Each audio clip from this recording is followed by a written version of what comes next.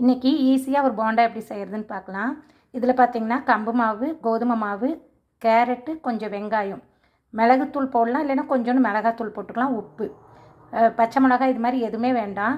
இப்படி நீங்கள் அளவாக காரம் போட்டு இப்படி பிசைஞ்சு நம்ம போண்டாவாக போடும்போது குழந்தைங்களுக்கு வந்து நல்லா ஈஸியாக இருக்கும் சாப்பிட்றதுக்கு. இருங்க, இது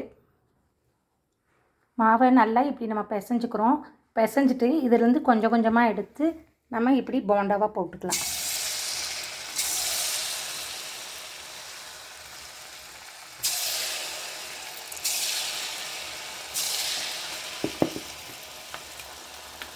இப்படி போட்டு தரும்போது இதில் தேவையில்லாதது எதுவுமே இல்லை.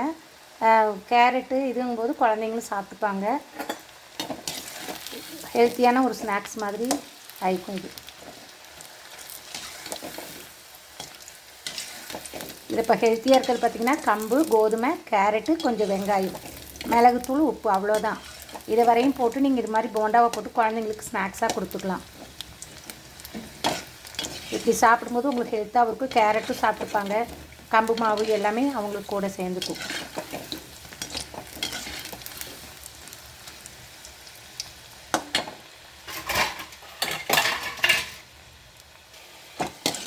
இப்போ இதில் பார்த்திங்கன்னா சோடா மாவு எதுவுமே நான் போடலை. அப்போ ஹெல்த்தியாகவும் இருக்கும். 5 நிமிஷத்தில் உடனே மாவு ரெடியாக இருந்ததுன்னா நம்ம போட்டு உடனே குழந்தைங்களுக்கு போட்டும் கொடுத்துடலாம். இந்த அளவுக்கு செவந்த உடனே நம்ம எடுத்துடலாம்.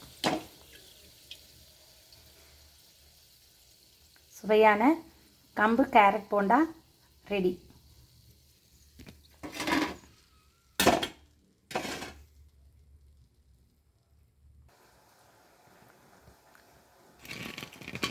இது பாருங்கள் எவ்வளோ சாஃப்டாக இருக்குதுன்னு.